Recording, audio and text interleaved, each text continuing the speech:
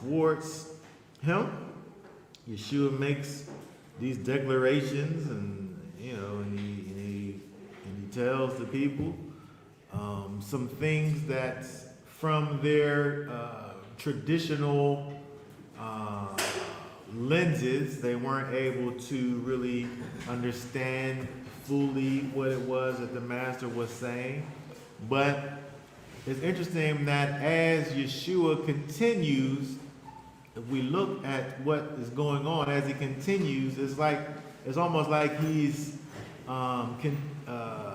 compounding these thoughts and ideas that are within the powers that be against him, and he's continuing to say these things that for them are controversial because they don't really understand what it is that he's saying, and he's causing it to be more difficult for him to move about,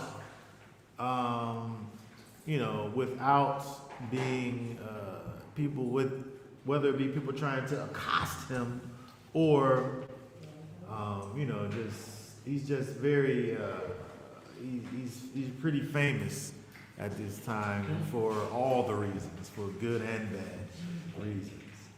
And so when we get over to Matthew, I want to probably just read, we could probably read through both versions so that we can see the various the additions and subtractions from each thing. So let's go over to Matthew 15 first and read 15 verse 21 through 28. And Yeshua went out from there and drew to the parts of Sor and Sidon, and see, a woman of Canaan came from those borders and cried out to him, saying, "Have compassion on me, O Master, son of David. My daughter is badly demon-possessed." But he did not answer her a word. And his taught ones came and asked him, saying, "Send her away, because she cries after us." And he answering said, "I was not sent except to the lost sheep of the house of Israel." But she came and was bowing to him, saying, "Master, help me." And he answering said, "It is not good to take the children's bread and throw it to the little dogs." But she said, "Yes, Master, for even the little dogs eat the crumbs which fall from their master's table." And Yeshua answering said to her, "O woman, your belief is great. Let it be to you as you desire." And her daughter was healed from that hour. Okay, very good. And also, let's look at Mark 7, 24 through 30.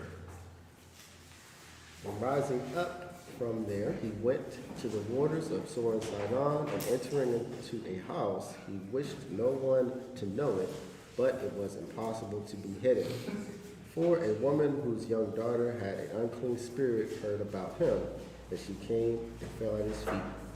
Now the woman was a Greek, a Syro-Phoenician by birth, and she kept asking him to cast the demon out of her daughter. And Yeshua said to her, "Let the children be satisfied first, for it is not good to take the children's bread and throw it to the little dogs." But she answering said to him, "Yes, Master, for even little dogs under the table eat from the children's crumbs." And he said to her, "Because of this word, go. The demon has gone out of your daughter." And having come into her house, she found the demon gone and her daughter lying on the bed. All right, very good. So let's go back over to Matthew. We just noticed over here in Mark, verse 26, where in Mark, this is where we see that she's called the Syro-Phoenician, because over in Matthew, it calls her a Canaanite woman. When you look at this, it probably has more to do with the region the location, the locale of where she was. When you look at the borders, it's probably Asher, where this place is. But you still have, at this time anyway, you have these various peoples. And so it's interesting when you look at on the map. I should have got a map. I don't think the map that we have over there has this sword and Sidon readily on it. But it's interesting how far north, these are. It says that he goes to the borders, right? When you look at this sword and Sidon in comparison to like Capernaum, or in comparison to kind of the border's edge of where the Sea of Galilee is, where Yeshua kind of hangs out mostly. These places are kind of northwest from the Sea of Galilee in that area, because remember, he was going back and forth over the sea, and the home base really being Capernaum. But this Sur and Sidon, like I said, is kind of northwesterly direction from kind of his home base, because at this point he's kind of going away from kind of the normal places where he is, and he's moving to where, because when you think about, It's on this. oh, I can't see it just yet. This is kind of a lag. Syro. Oh yeah, blow that up. Right? I guess I gotta wait for the lag here. Oh. Okay, yeah. But you don't see Asher on this map. No. But Asher is, Asher. It's like one of the northerly tribe sections. But the point here is that you see where Galilee is like, is that whatever color that is, right? Where it's kind of like, I don't know what color that is. Mustard. Okay. Asher goes up to that little river that's above tier or whatever. Okay, right. Asher So. is up there. And so, but my point is that above where it says Galilee there is like the color that's connected to the Syro-Phoenician section, where that's not necessarily dealing with Israel proper. That's like just other territories that kind of almost even wrap around. And then so when they talk about Galilee, they already talk about Galilee as being kind of, it's called literally Galilee of the Gentiles. So you have in Galilee already this kind of Gentile influence. And then so when you get up north of that, now you're kind of dealing with, you're moving into where it's obviously more concentrated Gentiles, and where they are. He's Yeshua, he's like on the run almost, just trying to find a little bit of peace. He goes into the place where it says, it told us over in Mark, he goes to this place, he wanted to enter into this house where he wished that nobody knew where he was, but it was impossible. He wasn't able to just even sneak around. But the place that he goes, where it says he withdrew back in Matthew, he withdrew to the parts of Sur and Sidon. Huh? He had to leave. Yeah, he's leaving out from He didn't be there anymore. to be where basically where where the Gentiles are hanging out. Because he was hoping to write the Gentiles, well, Yeah. they don't know who he was. And he wasn't able. Right? He still They wasn't. still, And so again, when we look, Yeshua, he's been stirring up so much controversy. Again, speaking against the contemporary thought of the scholars and the keepers of tradition. And again, this is like a serious offense because there was great weight placed on these traditions and these sayings. And so with these things that Messiah is bringing forth, which is kind of counter contemporary culture, for them, he's stirring up the pot, and he's basically on the run, right? And so he goes up here to this place and he finds, this woman, which it calls the Canaanite woman, or Syro-Phoenician woman. It's interesting when we look over at this that she's crying out for mercy. She's saying, "Have compassion on me." She's crying out for mercy, and she says to him, "O Master and Son of David." Now, it's interesting that she's referring to Yeshua as the Son of David, because why? Because she's not an Israelite. She's not an Israelite. So the things that have to do with the Master being actually the Son of David, I'm not sure that makes sense, that it matters to this woman, because she's not Israelite. Why is she referring to him? Why she's pronouncing him as Son of David? Master, fine. Right? Master. She's declaring him as Master. But why is she saying to him, Son of David?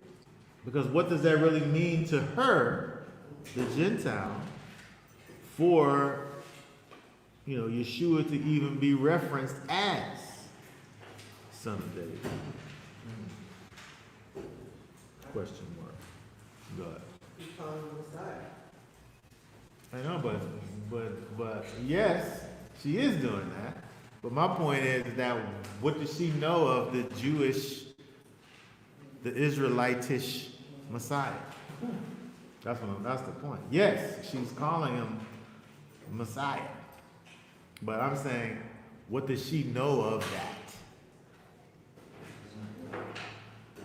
Being who she is. It's kind of an inside kind of a thing, right? To say Son of David, right? Because it's like a code word for Messiah. We know of Messiah as Messiah, Son of David, and we know the connection through the scriptures and so on. And so she, as a Gentile, she might know that, yes, she's obviously looking for a miracle to be done by him. That's why she's following after him. She has this issue with her daughter. She knows that this guy could fix it. But the fact that she's calling on Yeshua through kind of this title that hints to these things that we find in the prophets.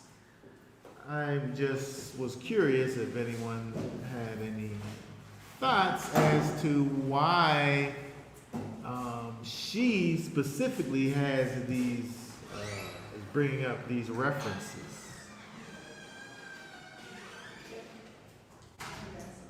Good. So how far was it that she was from where he left? Remember you showed the map Yeah, you could go back to the map, put the map up.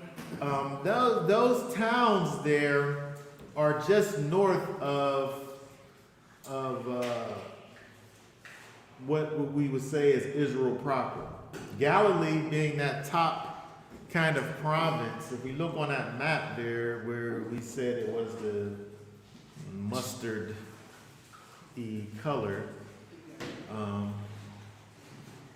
And so you see Tyre there. You see that? See how it's kind of, I don't know what that color is above Galilee, but you see where Tyre is kind of there, and then Sidon is actually that other place up above that river there. Right, and that's where she was from. And so she's kind of from in those parts up there.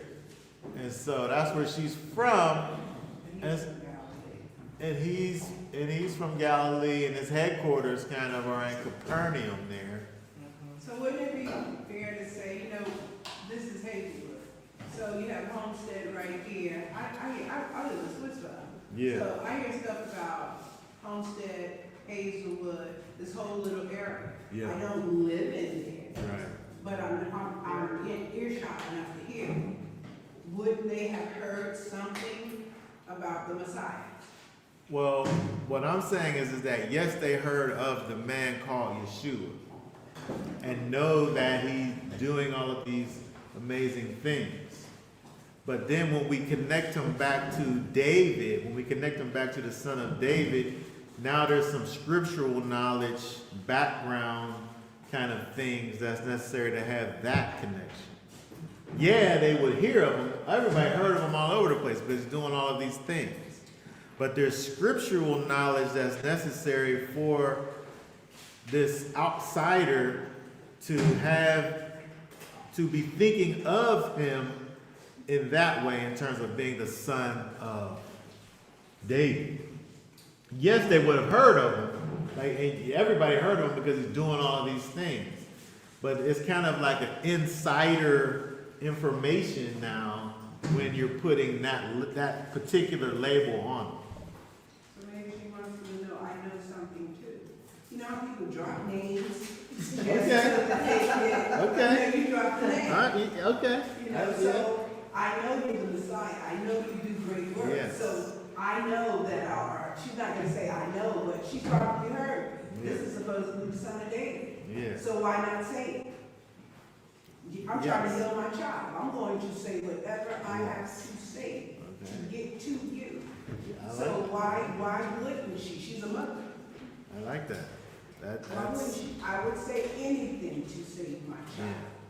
And so the way Yeshua reacts now, he's reacts in a way where she really could be just saying whatever she got to say.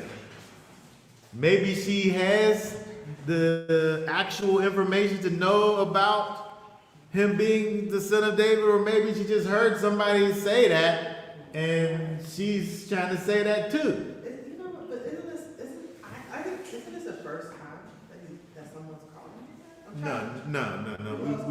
We saw that before.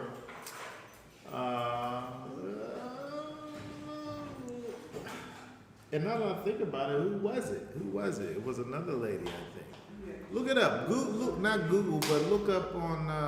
Chat GPT. No, I wasn't gonna say ChatGPT. I was gonna say Blue Letter Bible, because if you say a phrase like that, it'll give you all of the instances of it. Because I know someone else has called him son of David, because I've already talked about the son of David already. Well, But- they did it in that part when he was preaching and they were saying, he was like, isn't this the son of David? The carpenter? Son of Joseph. The son of Joseph, the carpenter. Okay, that was a different one. Okay, forget that. I was thinking. See that you. I'm just gonna say it's not the first time. No. But now that you brought that up, it would be interesting to know who else has brought those, mentioned those titles. Yeah, that's all through. He's been called the son of David like A bunch of The times. Bunch of blind times. man cried out, you know what I'm saying? Was that the ones? Oh, the blind man? Was that the ones? Well, look at things that are before Matthew 15, though. You know what I mean? Oh, you know what, Cynthia, I take that back, because they weren't, people was all amazed and said, it's not, this is the son of David. But who is it that's saying it, though? Who's saying it? The people that were amazed, Where, though? that was Matthew 12:23. And that's Matthew 15. Yeah. 12, No, but where is he at? Oh, Slika.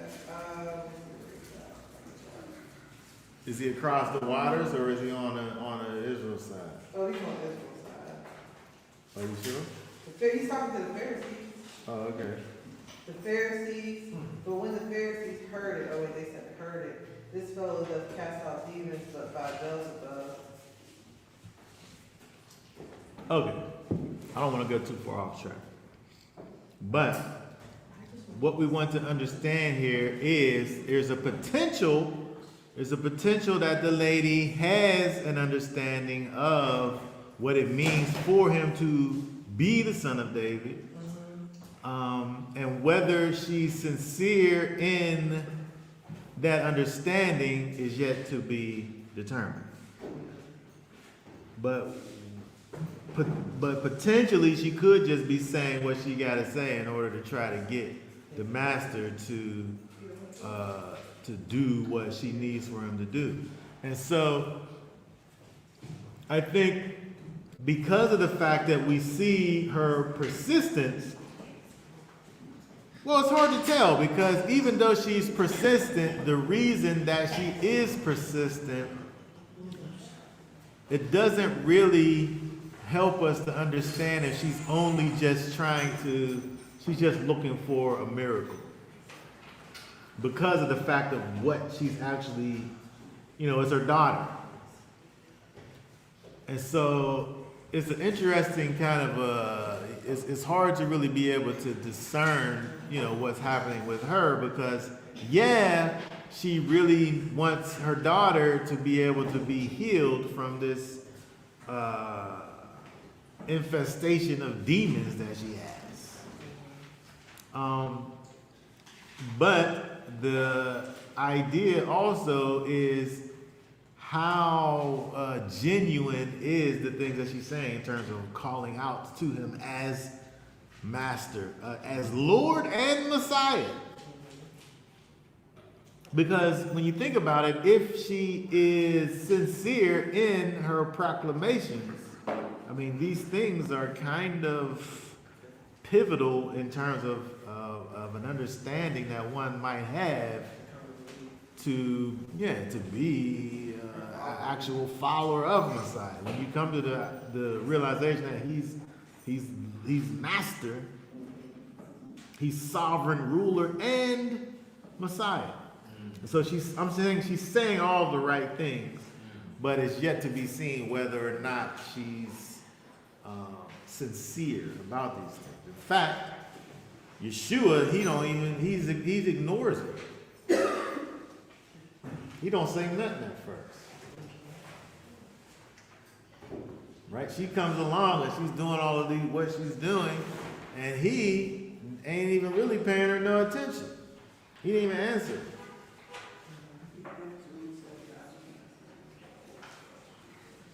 And then the disciples is like, send her, get her out of here. Send her away. And then now after that, now he said, and then and it's almost as if the thing that he has to say goes more along with what the disciples have said than even dealing with what she has said. Right? When he says there, he was not even sent except to the lost sheep of the house of Israel. I mean, I feel like he's even going where he's going because he's trying not to just be in ministry mode right now. Like, let's go over here where these Gentiles is at so we could just chill, so we could just get like some rest. We don't gotta worry about something up here doing all these miracles, helping all these people. Like I'm not up here for this. This ain't a business trip. Right? It's personal. Right? And then he says this thing, right? I wasn't even sent, but to the lost sheep of the house of Israel. But what's he saying? Like, why is he saying this over it? I can't help it. That's all I'm taking it. I mean, he's saying I can't help you, but I mean the underlying message that he's putting forth here. Because remember, when he sent his disciples out, he says the same thing. Don't go to the Gentiles. Only go to the lost sheep of the house of Israel. Go over to Matthew. I think it's in Matthew and 10. We'll just say Matthew and 10 and 5 and 6. Matthew 10 and 5. Yeshua sent these 12 out, having commanded them, saying, do not go into the way of the nations, and do not enter a city of the Shemirium, but rather go to the lost sheep of the house of Israel. Was that 5 and 6? Yep.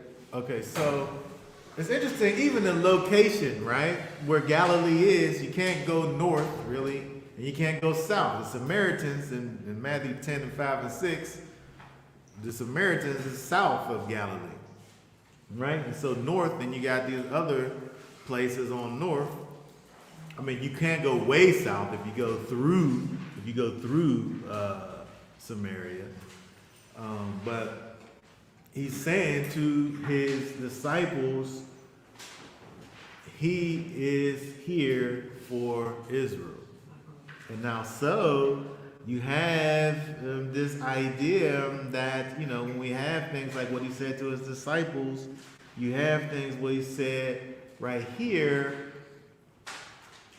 He's not for the Gentiles. He said it out of his mouth 2 times. He's not for the Gentiles. That's where confusion comes in for me. If he's not for the Gentiles, then how is it that all of this stuff now is, you can say, you gotta live it out, this, that, and the other, you belong, you're a part of. Where does all of that, how does all of that fit in? He's not here for the Gentiles. He came to the lost sheep of Israel. That's what he said. All right, so the part now where everybody's forgiven, no matter what you do. I'm here for everybody. Yeah. He clearly says, I come to the lost. That's what he said. So, where is that? That's what my whole confusion. Well, let's look at some things. Let's go to Zechariah. Let's go to Zechariah in 10. Zechariah chapter 10, and let's look at 6. Let's look at chapter 10, verse 6, and read down to 10. And I shall make the house of Yehuda mighty, and save the house of Yosef, and I shall bring them back, because I have compassion on them, and they shall be as though I had not pushed them aside. For I am Yahweh their Elohim, and I answer them.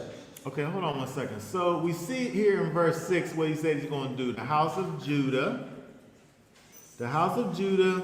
and I'll save the house of Joseph. So Joseph is like Ephraim, right? Ephraim is Joseph, and Manasseh is Joseph, right? But the house of Ephraim is going to be Israel, right? The house of Judah is Judah, southern tribe, and the northern tribe, the house of Joseph, right? So he said, I'm going to bring them again and put mercy upon them. Right? So he says that in verse 6. And then he's doubling down on the house of Joseph in verse 7. What's that say? And Ephraim shall be as a mighty man, and their heart shall rejoice as if with wine. And their children shall see and rejoice, their heart exulting in Yahweh. Okay, so again, when you talk about Ephraim, that's Joseph. And so he says that he's going to make them be a mighty man, and then also their children will see it. So the lineage of those people, right? And then verse 8. I shall whistle for them and gather them, for I shall ransom them, and they shall increase as they once increased. This is making me laugh because it reminds me of when we was in Dominican Republic. Because the King James says he'll hiss for them. That's how they be calling people. Like it said whistle over there, but in King James it say hiss. And then if somebody's down the street, you be that's how they be doing. That's how they do it. But it said the Most High gonna do that to his people. It's like people in the grocery store trying to get your attention. Yes. And I'm like, I don't know you. Like, That's what? funny. Like, weird. That is It's funny. It's funny. But he said, I will hiss for them though. That's what the Most High gonna be like Yeah. to you, to his people, to call us back. Right? We're gonna come because we're gonna know because we study. Right? Okay, keep on going. Verse 9. Though I sow them among peoples, they shall remember me in places far away, and they shall live together with their children, and they shall return. Okay, so the ones who he's hissing at, the ones who he's going off about Ephraim, right? These other people, he said he's going to sow them among the people, among these other peoples. And then they, his people, will remember him and they'll be in far off countries. And they shall live with their children and turn again. So you got the people that was his people that I don't know how you intermingle with all of these other people and don't turn into another people. You're mixed up with all these other peoples. And that's what he's talking about. And you done got sowed into, I'm going to sow you into these other peoples. And that's what happens. And then he said, I'm going to turn you back again. But this is a mixed multitude, though. This is a people that started off one way, and then they got mixed in with these other nations. They got sowed in among these other nations and turned into these other nations. But he said they're going to turn them back again. And then look at verse 10. And I shall bring them back from the land of Mitzrayim, and gather them from Asher, and bring them into the land of Galilee and Lebanon, until no more room is found for them. These is people that used to be part of the natural people that got mixed in. You can't say that this is like a pure Israel at this point. These ones. Right. They can't be. How? When they got all these other kinds of things going on with them when they got sowed into these other nations. But the Most High said he's gonna call them people back too. He's gonna strengthen Judah, and then he's gonna save the house of Joseph and bring them back again. Because if you remember now, the northern tribe, they got taken away a long time before the southern kingdom did and got mixed with all of these places over here. It was offended.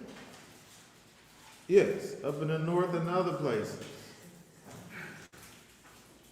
And so that people, I don't know what that people is. Right? Because they intermixed all over the place. But he said he's going to bring them back. And so there's that. So there's that. There's the idea that you have Israel displaced. He said he's going to send them out through all these nations. Israel displaced. They're going to be sown in all of these places, including these Syro-Phoenician places, including those places, but other places too. And so where you have potentially now kind of a connection to traditions. And so maybe some of the traditions made it all the way down to this lady where she's able to have an understanding of Yeshua from the perspective of being the son of David as a Messiah. Or she could just be regular Gentile, don't got nothing to do with Israel whatsoever. Because Yeshua ain't treating her as Israel lost.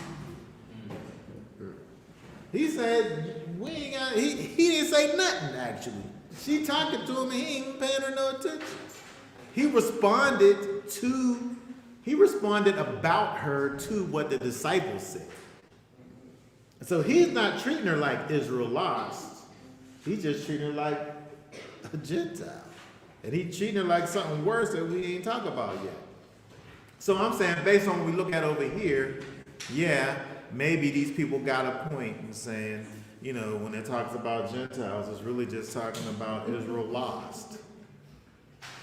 That could be the case because Israel got scattered all over the place. And so, but when you think about the fact that what was actually done, where he sows them among other people, I don't know how you don't look at those people as being a mixed race. Of course they're a mixed race. Yes, 100%. Because they were sown, not just Israel being in a place and living their Israelitish life in that place, but they're mixed up with these other peoples. Mixing up the men mixing with those women and then the women mixing with those men. And so there's that. But then also, did you have something? Are you talking about this verse 8 still? Zachariah, I'm talking about this idea of what he said. He said he only went to this people. So now there's people who say he only deal with Israel, and then I just went back to Zachariah to say that Zachariah talks about him dealing with Israel that got moved to other places and so to mix with those other places. Well, I was just gonna say two things, verse that, and with the Asher verse, with the verse, what says Asher, that, you know, this is like right where that is, at least Asher, right above Asher. And it's like Mitzrayim to Asher, that's like the entire realm of Israel at that, you know, at that time, the beginning time of Israel. You know, not what we see today, of course, but also, you know, we're on Ancestry DNA. Yeah. 25% European. Who? You. What? I don't know. She So going you one of the ones that is supposed to be I just outed you. You sure it's 25? I was like 23 or something like that. Doesn't matter, you mixed up in there. Remember, we're not supposed to mix. Yeah. 25%. Yeah, so there's that. Rounded up. Yeah, and I just want to say, you know, people in the Americas that look like me, you know, you got all kind of stuff mixed up in your situation. I don't care who you is. I'm gonna say the majority. There's people, I'm saying the majority. There's exceptions to every rule. The majority of the people that look like me, you got all kind of stuff mixed up in your stuff. All kind of stuff mixed up in. There's exceptions to every rule. You might be included in it. I want to see some proof. I want to see some proof that you is. I can bring you my entire Okay, I want to see. I want to see. I'm 99.9%. I'm whole. 100%. I'm saying that you are an exception to the rule. No. I still want to see your I'll be happy to bring it to you. I want to see I'm very your proud. paperwork. I'll bring it to you next But time. the point that I'm making is that the majority of the people that look like me got all kinds of things mixed in with them. I'm saying in the Americas, because of the nature of how we got here. You know, when you look at places like Ancestry.com, the other people, the pink people, they can take this stuff back to hundreds of years. Yeah. Because they got the documentation. Amen. But they wasn't documenting us like that. The majority. Not all people. I'm saying the majority. Generalizations are a terrible thing. That's why I'm not doing it. But what I'm saying is that the majority of people that experience what we experience, your documentation goes back to like the 1800s. But them people could take their documentation to before they was even in the Americas. Yeah. I went to, you know, I don't know if everybody knows, but Everyone doesn't know you're a genealogist. I'm a forensic. Oh, my amateur. fault, forensic. Thank you. Oh, you said amateur? I'll put Oh my myself- goodness. Wow. Go I'm ahead. humble. I'm an amateur forensic genealogist. And I went to a conference, and this guy was able to go back to Germany and literally go back like into like the feudalist system and look up documents that went like back to like all the way at that time when they were, you know, it was like a feudal system. Which numbers? Give me some numbers. I'm pretty sure it was like in the 1500s that he went back. He went back so far before it was even Germany. And in that area where his people was, and they had like his, I don't know, whatever level that was, vowed to marry someone, and they called him riffraff in the documentation. And he was like, so I come from riff, like his first statement was, I come from riffraff. Yeah. Because they called him riffraff, and then they had, I guess he filed again. Like, so every time that person filed to marry was recorded. So then now he has a record of even his, whatever grandmother that was. That was when he was actually allowed to get married. Yeah. So anyway, just saying that our records have an end. Generally speaking, yes. Generally They speaking. have an end. And so, saying all that just to say, we over here at least, we look like these people would look over here in Zechariah. Probably. But, and so that's those people over there. But look, there's also, we want to look in Isaiah. Let's look in Isaiah in 49. Isaiah 49, and read for us verse 6. Isaiah 49:6, and he says, shall it be a small matter for you to be my servant, to rise up the tribes of Jacob, and to bring back the preserved ones of Israel? And I shall give you as a light to the nations, to be my deliverance to the ends of the earth. Okay, very good. So this is an interesting verse because when we see over here, he's talking about the idea of raising up the tribes of Jacob, which is Israel, the tribes of Jacob, that's Israel, to restore and to preserve Israel. That's the whole situation.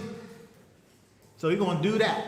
He wants to restore the preserved of Israel. And then in addition to that, I will also give thee for a light to the Gentiles, to the nations, that thou might be my salvation unto the ends of the earth. And so there's a place for everyone, but there is a order that things are that they happen in. There's an order that it happens in. You got to restore Israel so that Israel could be a light to the Gentiles. It can't be the other way around. And so if we go back to Yeshua then, and let me just say, when people that hold to this idea of only Israel will be saved, it's a gross misunderstanding, and it reveals a naivete that exists inside of you when you have that particular thought process. If that's your truth, you don't got all the things in your situation. You don't got all the things. There's a lack there of understanding. But when we look over at what Yeshua is doing over here, he's putting things in their proper order. He's walking on the earth. He's setting up the situation. He has to first go and deal with the lost sheep of the house of Israel. First. It's just like what Paul talks about later. You know, salvation is unto the Jew first. And then, after that, the Greek. And so the initial putting out of the disciples is to the people. And that's what he's dealing with over here. But then when we get to the Great Commission, it's to all things. Yes, because he's dealing with, everything that comes after. Because he's going back. He initiated everything. He set everything in place. He has the foundation, that being the 12, and salvation begins there in Jerusalem and works its way out. So, is everyone going to be judged by the same thing? To be the same standard? Well, everyone, the Jews and non-Jews, the Gentiles, how we all going to be? I mean, there's one standard of righteousness. There's one standard of righteousness. So if someone, it don't matter. It don't matter who you are. If you wicked, you wicked. If you righteous, you righteous. The Most High. And so when we think about the way that we're brought back, all of us are brought back, we can only be restored, connected to the Most High through Yeshua. So everybody got to come through that door. There's no other way. You got to come through Yeshua. But even when you think about what that is, it starts. Yeshua is being the son of David. Salvation's coming through Israel. Just being who he is. And the foundation of everything being that his 12 disciples. They're all Israel. The foundation being where he was at and where he started, where everything started. Like ground zero, where the bomb was dropped, is Israel. And then it goes out from there. But it got to be through Messiah. It got to be through Messiah. And so when you look at what he's literally saying, he literally meant what he said right there. Because this is the beginning. This is where it started at. But you also have to take into account what was said in the prophecies and the things that Yeshua is even bringing to pass, and even what he actually does over here. Because if you say that he's only here for the Jews, then he never turns around from where he was at in terms of talking to this lady or not talking to this lady.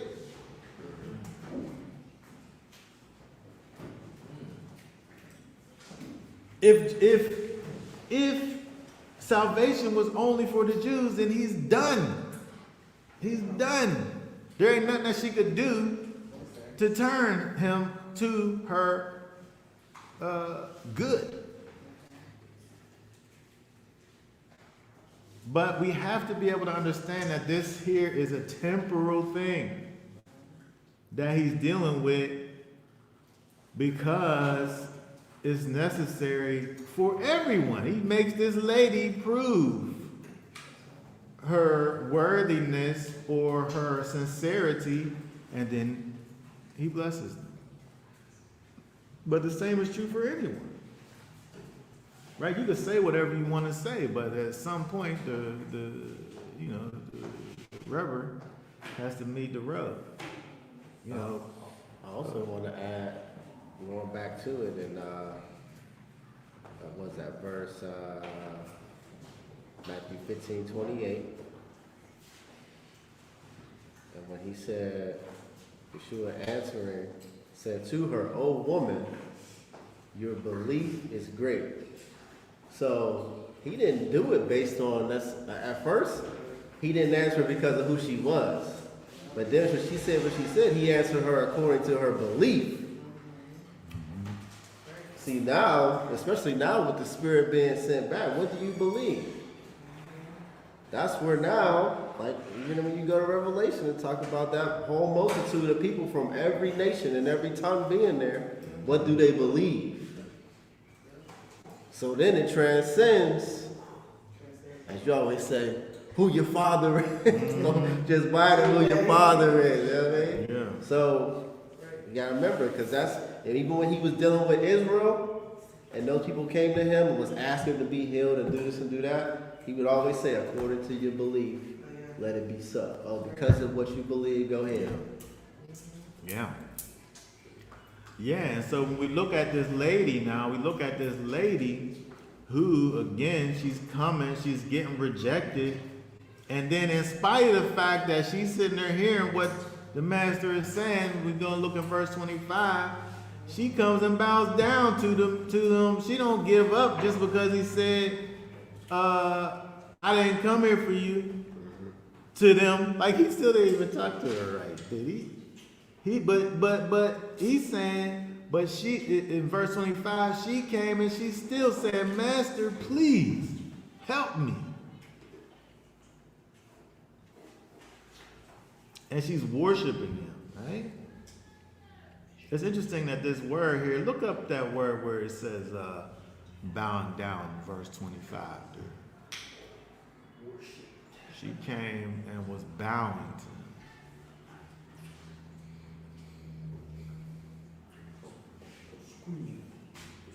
Proskuneo.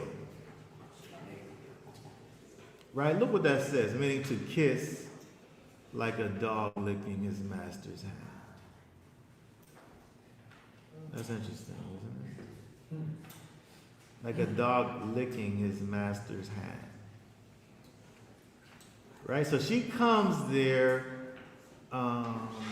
totally submitted to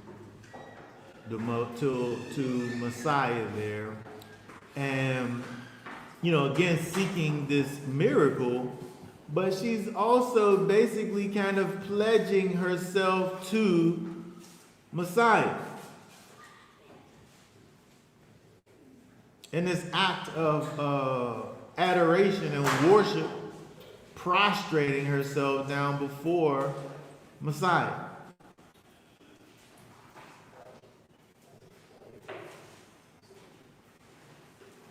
And then as she's there doing this thing that's likened unto a dog, Yeshua says, and he answered and said, well, verse 26, what does it? 26. And he answering, "It is not good to take the children's bread and throw it to the little dogs." Wow.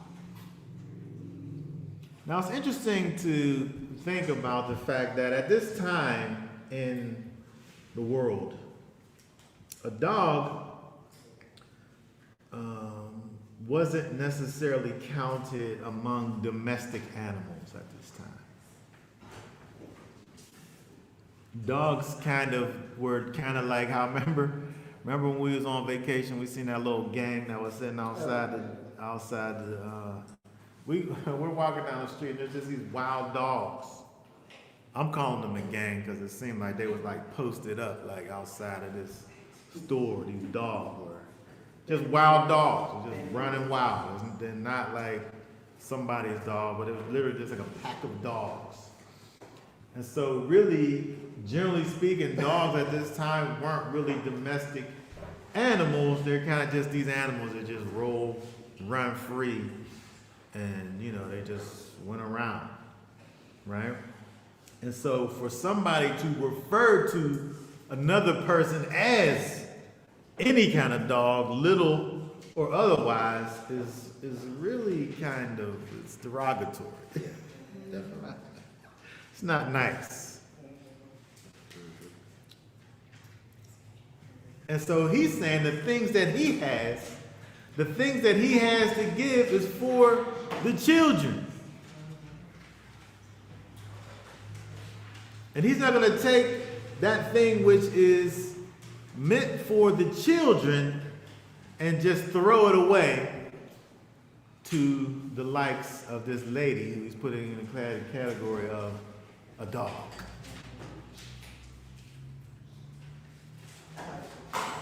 And then the lady, now to me, I'm confused as to what's so profound really about this. What's she saying in verse 27? More, I just had a picture of Huh? a picture of the dog itself there. What? Out of a pack of dogs. Oh, you got a picture? Oh. The gang. Yeah, that's the gang right there. On the block. Look, the one that's standing up, that's the boss. And then you see he got his little worker dogs that's just hanging out. Taking watch. That one's clearly the boss right there. Which one? The one that's there? Yeah. You don't watch. Yeah, he's the boss and he just kind of he's saying what's what, and then the other ones is ready, waiting for the call. Wild dogs. Right? That's funny. Okay, look at verse 27. But she said, "Yes, master, for even the little dogs eat the crumbs which fall from their master's table." I think it's more about the persistence of the lady, more so than what it is that she's saying. It don't matter to her that he just said that you like a dog.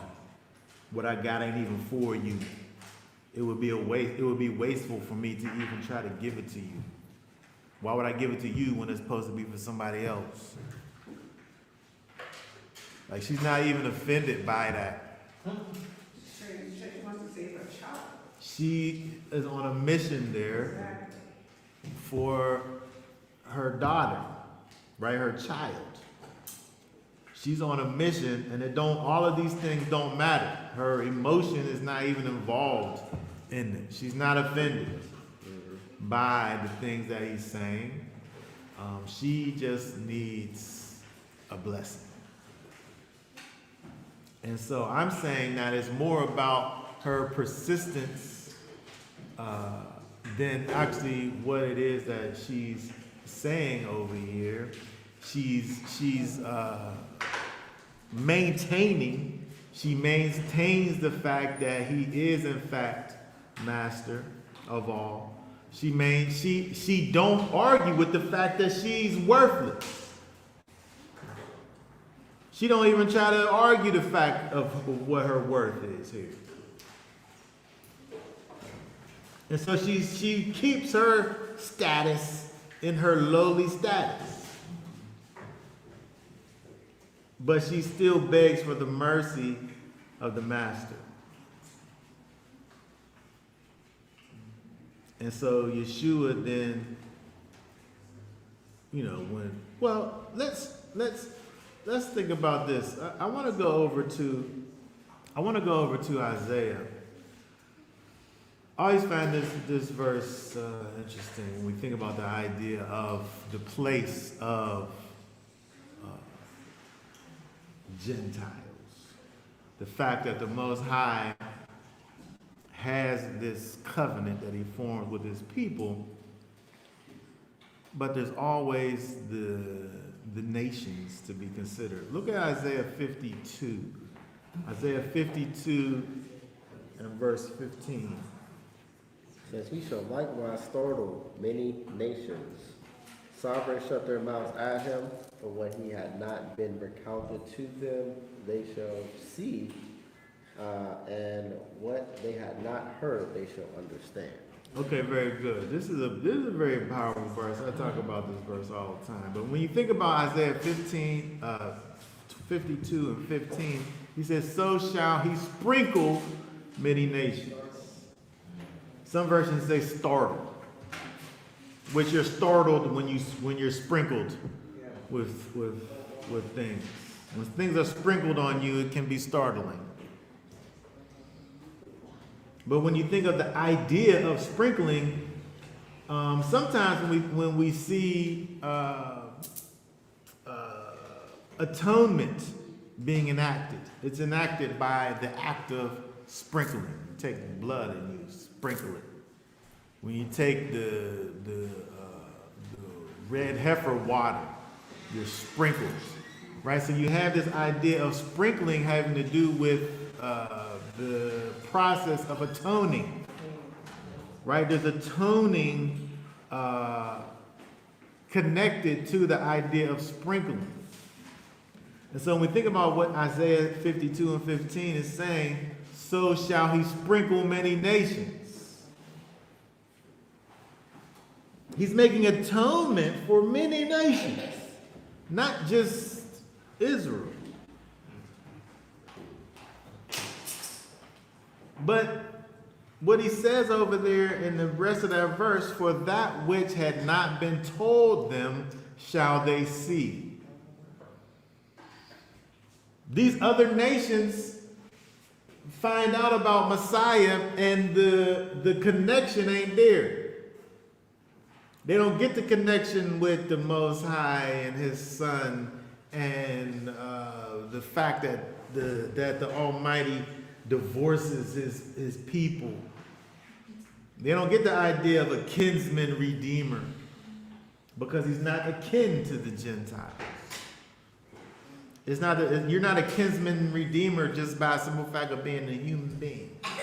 Like there's a literal relationship that's involved there. That whole piece don't have nothing to do with the Gentiles.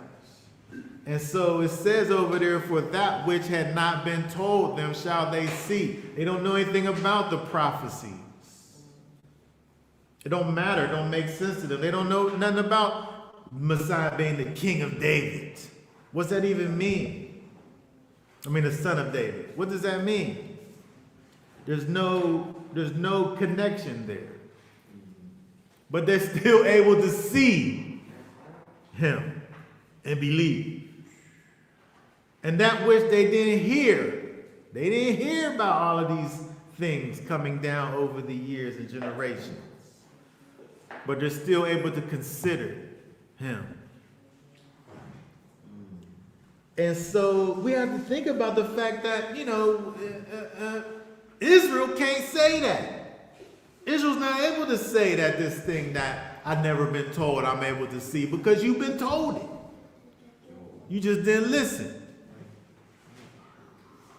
Israel can't talk about them being in a place that they, and this Messiah that's come that they didn't ever hear of because they did hear of him. This ain't talking about Israel lost. This is talking about this lady over here who wants saved. She needs salvation for her daughter. She's ready for her child. Does it say daughter? For her daughters, my daughter, yes. She wants salvation for her daughter, and that's what she's thinking about.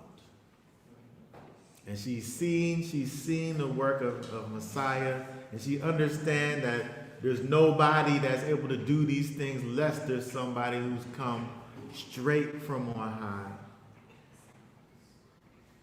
And so, again, when we think about this idea that people really do get from these verses over here, again, it's a lack of understanding.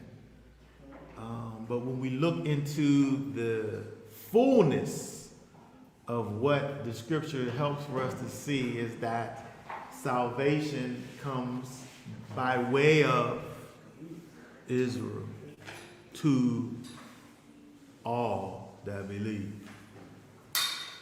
And so, again, this is a perfect example. Yeshua sees this lady's persistence and says, you can have what it is that you want. Your daughter's healed right now because you believe. Right now she's healed. That demon's gone. In the name of the Lord. The demon's gone. Right? And so it's interesting when we see this thing because again, if we say that, you know, these words are forever, it really didn't take Yeshua long to back off of the idea of him coming only for the lost sheep of Israel. It didn't take very long, just a couple sentences, right? I'm sure this happened probably within a minute of him saying that, right? It just happened like boom, boom, boom. Yeah, right. You know what I mean? So it's like we have to be able to understand the fullness of the things. And when we see later on with the Apostle Paul and the things that he is saying, that salvation is for, you know, when we think about it, when you look at the New Covenant mentions the house of Judah and the house of Israel. That's what is mentioned in Jeremiah chapter 31. Where we even find out what the new covenant even is.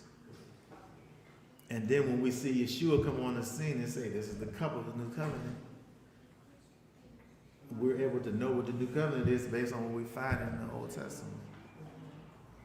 But when we add the rest of Scripture, it helps us understand that Israel has to be able to be Yeshua's people. I mean, the Most High's people need to be restored so that they're able to be salt and light in the world. Yeah. You know, we see people talk about, you know, the end time things and talk about Gentiles and where they'll be and, you know, slaves and all of these things. We have to understand that those aren't people that have ever came to Messiah. If you've come to understand and have the knowledge of Messiah, you're not going to be walking around kissing nobody's feet.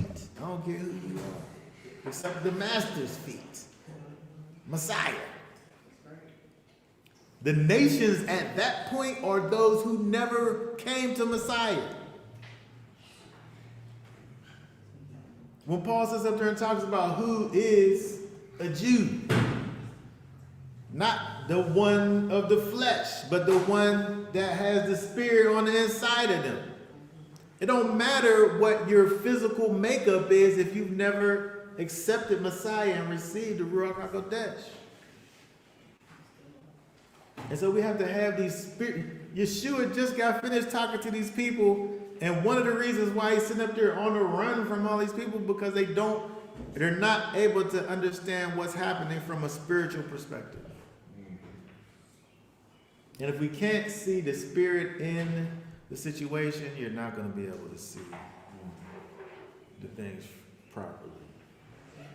And so it's interesting when we look over here at all of this and we see where it ends up. And, you know, he said, your faith is great, he said. And he was able to see that her faith was great by her persistence. And so, you know, it just teach us a lesson. This lady's sitting there speaking to the master. And he talking crazy to her. The master is. He's saying nothing that you would think that she wants to hear. Nothing that got anything to do with the advancement of her cause or purpose. And even still, she's persistent in pleading for mercy from the master. And so how many times do we go before the Most High and we're asking for this or for that, and there's no clear path to what it is that we're desiring from the master? How many times do we just say, well, I guess that's it then. I guess I ain't supposed to have it then. She could have been like, you gonna sit up there and call me a dog? you. All right, then. Maybe there's some other way. I could get one of these magicians to help me or something. She could have just turned around and been done. But she was able to not get the immediate desired response from the master and still press forward. And because of that, Messiah said, "Oh woman, your belief is great. Your faith is great. Your ability to be unwavered is great. Your ability to be steadfast, that's what faith is. Your ability to be firm and steadfast is great. I'll give you what you desire." And so we have to really understand what faith is. Faith isn't going for a little bit and then giving up. That's not faith. Faith is persistence. Faith is, oh man, it didn't even happen the way I wanted for it to happen, but I'm going to keep on going with hopes that it'll be better the next time. That's what faith is. And we have to understand that when we're moving forward in a forward direction and then we fall off, faith is getting back up and keeping on moving forward, not getting back up and being done. I quit.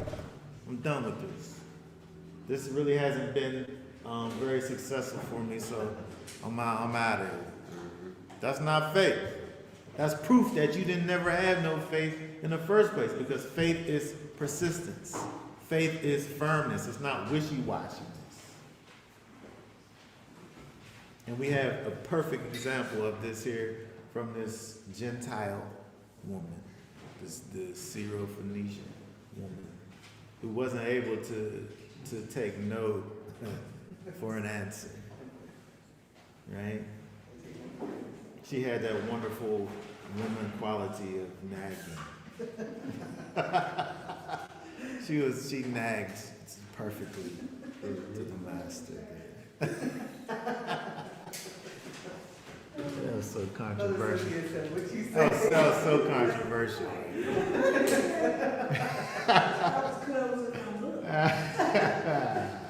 Okay, does anybody have any thoughts, questions, comments about anything?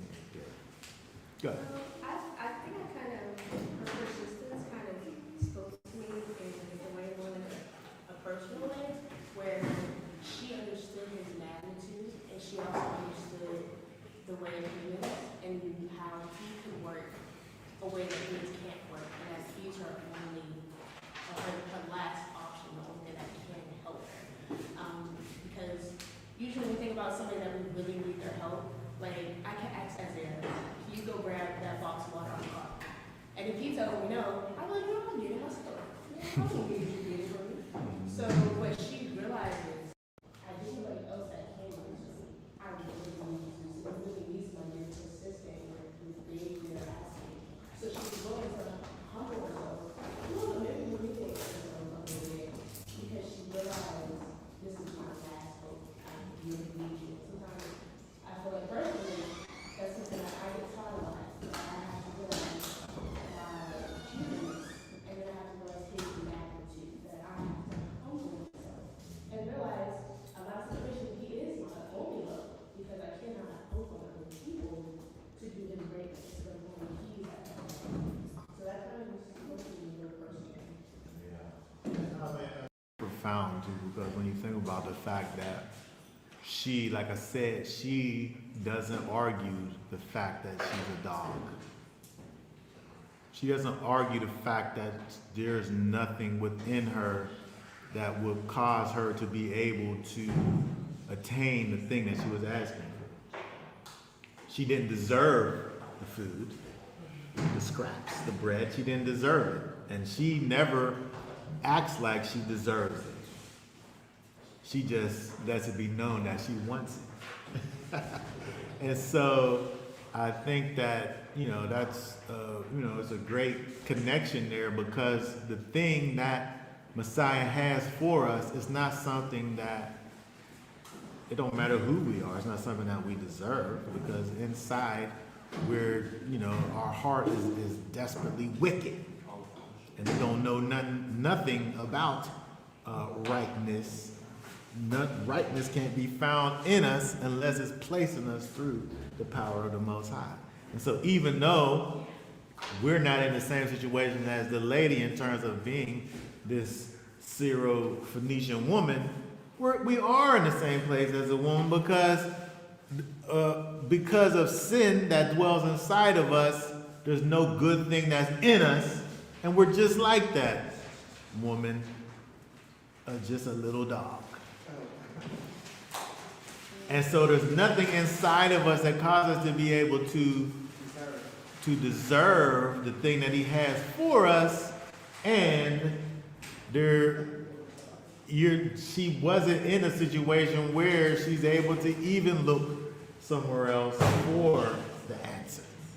And I think that level of understanding of who Messiah is, I think should really aid in the persistence and understanding that there isn't anywhere else to turn.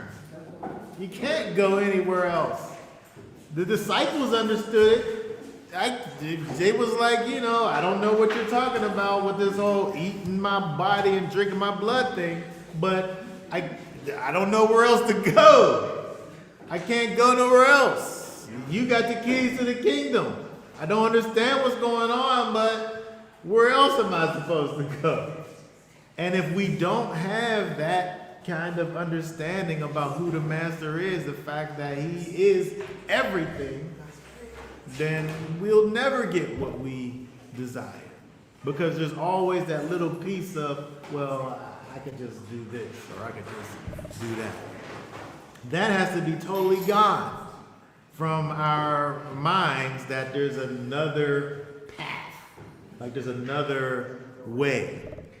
Like this is not the everything. Maybe it's like the best scenario, but maybe there's this other thing that I can, if you can't get to the fact of understanding that there is no other way, then you could never have the faith of like this lady had, which actually is just regular faith. Like it's the epitome of what faith is. Firmness and steadfastness in who Messiah is and what he came to do. Okay, very good. Anybody else have any thoughts, questions, comments? Okay, very good. So, that being said, we will be done for now. Y'all will be back on next Shabbat to continue with both our look at the annual Torah portion and the words of the Master. So we'll say for now, Shabbat Shalom. Shabbat Shalom.